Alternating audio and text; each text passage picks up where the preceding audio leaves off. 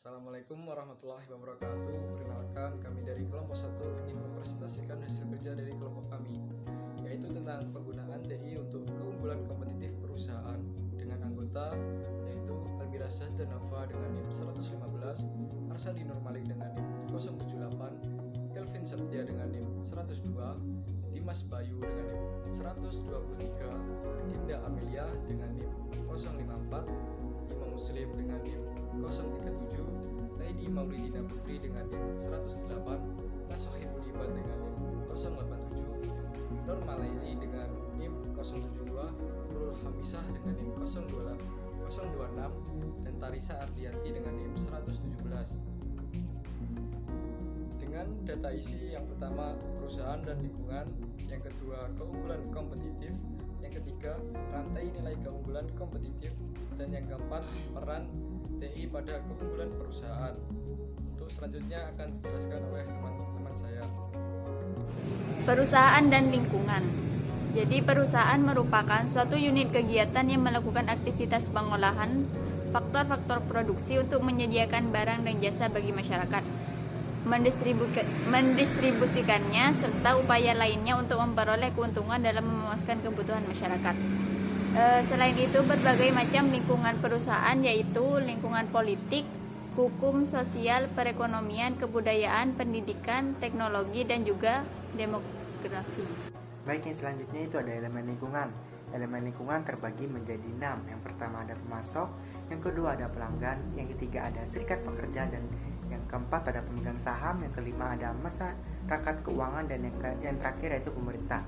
Untuk yang pertama sendiri, yang pemasok. Pemasok merupakan penyedia bahan-bahan material, mesin, jasa, serta informasi yang digunakan untuk memproduksi. Yang kedua yaitu ada pelanggan. Pelanggan yaitu pelanggan atau konsumen yang memakai produk dan jasa yang dihasilkan oleh perusahaan. Yang ketiga yaitu ada serikat pekerja, yaitu organisasi bagi tenaga kerja terampil maupun tidak terampil. Dan yang keempat yaitu ada pemegang saham. Pemegang saham merupakan pelanggan atau konsumen yang memakai produk dan jasa yang dihasilkan oleh perusahaan. Yang kelima yaitu ada masyarakat keuangan, yaitu pelanggan atau konsumen yang memakai produk dan jasa yang dihasilkan oleh perusahaan. Yang keenam yaitu ada pemerintah. Pemerintah merupakan pelanggan atau konsumen yang memakai produk dan jasa yang dihasilkan oleh perusahaan. Selanjutnya elemen yang ke-7 yaitu pesaing. Pesaing ini mencakup seluruh organisasi ataupun perusahaan yang bersaing dalam pasar untuk memperebutkan konsumen. Sedangkan elemen yang ke-8 yaitu masyarakat global. Nah, masyarakat global ini yaitu masyarakat yang memiliki pemikiran secara meluas dan tidak hanya melibatkan dan tidak hanya terbatas pada batas negara saja, seperti itu. Baik, untuk selanjutnya ialah ada arus sumber daya. Yang pertama, perusahaan terhubung dengan elemen lingkungannya melalui arus sumber daya, yang diantaranya itu yang pertama ada arus informasi dari pelanggan, yang kedua ada arus material ke pelanggan, yang ketiga ada arus uang ke pemilik saham, yang keempat ada arus mesin dari penyedia, yang kelima ada arus manusia dari penyedia, dan yang terakhir ada komunitas global dan persatuan tenaga kerja. Yang selanjutnya ialah arus dengan frekuensi sedikit. Di antaranya ialah arus uang dari pemerintah, yang kedua ada arus material dari supplier, dan yang ketiga ialah arus manusia untuk berkompetisi. Selanjutnya yakni keunggulan kompetitif. Keunggulan kompetitif adalah kemauan untuk menempatkan produk atau layanan yang dimiliki perusahaan dalam posisi bisnis yang menguntungkan. Cara perusahaan mencapai keunggulan kompetitif, yakni ada 5 cara. Yang pertama, jika produk perusahaan berhasil mencapai urutan pertama terlebih dahulu. Yang kedua, menentukan harga secara agresif sejak dini untuk memenangkan pangsa pasar. Yang ketiga, perusahaan harus tetap menjaga agar produknya tetap up to date. Dan yang keempat, cermati bisnis. Dan yang kelima, pelajari pengalaman pelanggan. Kemudian selanjutnya terkait dengan definisi keunggulan kompetitif. Nah, jadi ada beberapa penuturan terkait dengan para ahli terkait hal tersebut. Jadi yang pertama ini menurut Kotler dan Armstrong pada 2005, keunggulan kompetitif adalah sebagai keunggulan di atas pesaing yang diperoleh dengan menyediakan lebih banyak manfaat yang mendukung pendapatan harga yang lebih mahal tentunya. Kemudian ada juga menurut David pada 2006 nih, keunggulan kompetitif atau competitive advantage adalah suatu keadaan ketika suatu perusahaan dapat melakukan sesuatu dan perusahaan lainnya tidak dapat melakukan hal tersebut atau memiliki sesuatu yang diinginkan pesaingnya. Kemudian yang ketiga menurut John McGee pada 2015, keunggulan kompetitif adalah penyampaian suatu nilai superior pada konsumen tentunya, sehingga perusahaan dan stakeholders mendapat keuntungan di atas rata-rata tentunya. Kemudian selanjutnya ada model kompetitif atau dengan disebut model daya kompetitif. Nah, apa sih yang disebut dengan model daya kompetitif itu? Jadi model daya kompetitif Michael Porter menyediakan pandangan umum terhadap perusahaan, pesaingnya, dan juga lingkungan perusahaan.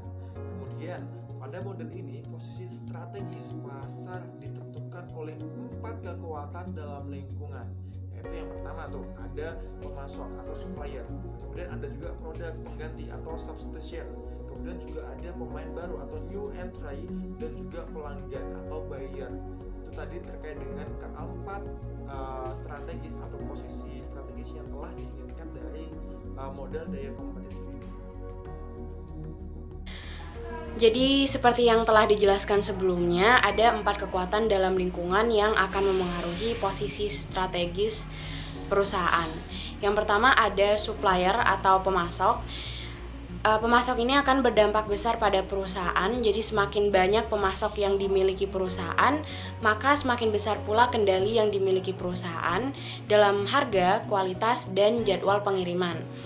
Yang kedua ada substitution atau produk pengganti. Pada zaman yang canggih ini, produk pengganti sangat mudah sekali ditemukan, dan karena kemudahan tersebut, maka persaingan antar perusahaan menjadi semakin ketat. Dan yang ketiga ada buyer atau pelanggan. Keuntungan perusahaan bergantung pada seberapa banyak pelanggan atau konsumen yang membeli produk.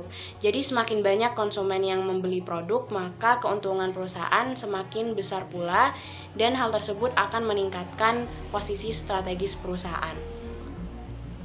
Dan yang terakhir yaitu new entry atau pemain baru. Dengan zaman yang semakin maju, banyak perusahaan baru dengan mudah memasuki pasar. Karena hal tersebut, semakin banyak perusahaan yang ada dalam suatu pasar akan meningkatkan persaingan yang ada antar perusahaan, dan persaingan menjadi semakin ketat. Baik, untuk selanjutnya yaitu strategi untuk mendukung keunggulan kompetitif produk di perusahaan kita. Yang pertama yaitu dengan strategi biaya rendah atau strategi cost leadership. Seperti yang sudah disebutkan pada bagian sebelumnya, dengan mematok harga agresif, yaitu di sini harga rendah, menjadi strategi untuk mendapatkan pangsa pasar yang lebih luas. Mendapatkan pangsa pasar sejak awal itu adalah hal yang sangat penting. Strategi ini dapat diwujudkan dengan melibatkan berbagai faktor, salah satunya yaitu merampingkan proses produksi. Namun, dengan strategi ini pun ada kelemahannya, yaitu perusahaan hanya menentukan keuntungan lebih minim agar menghasilkan harga yang kompetitif dibandingkan kompetitornya. Yang kedua yaitu terkait strategi diferensiasi. Sesuai dengan namanya yaitu diferensiasi atau pembeda, strategi ini dilakukan agar produk kita menjadi lebih unggul dari produk kompetitor kita atau pesaing lainnya. Yang ketiga yaitu fokus strategi. Fokus strategi yang dimaksud di sini yaitu kita fokus pada segmen konsumen tertentu. Kalau di strategi pertama tadi kita fokus menurunkan harga untuk memperluas pangsa pasar, pada strategi ini kita bisa memasok harga setinggi-tingginya sesuai dengan kualitas produk. Hal ini membuat produk kita lebih fokus pada konsumen dengan kelompok tertentu, atau kelompok yang dimaksud di sini yaitu kelompok menengah ke atas. Yang keempat yaitu terkait strategi inovasi. Strategi ini dapat dilakukan dengan satu, mengembangkan produk kita, yang kedua yaitu melakukan pembuatan produk baru yang belum ada di pasaran. Yang kelima terkait strategi pertumbuhan. Nah, dengan strategi ini tuh strategi paling banyak dilakukan oleh perusahaan-perusahaan, yaitu dilakukan dengan melakukan pengembangan produk dengan menambah support pada produk, diversifikasi atau keanekaragaman dari produk itu sendiri. Yang terakhir yaitu aliansi strategi atau strategi aliansi. Ia adalah strategi dengan membuat peran pelengkap antar pebisnis, konsumen, penyuplai, pebisnis lainnya dan produsen.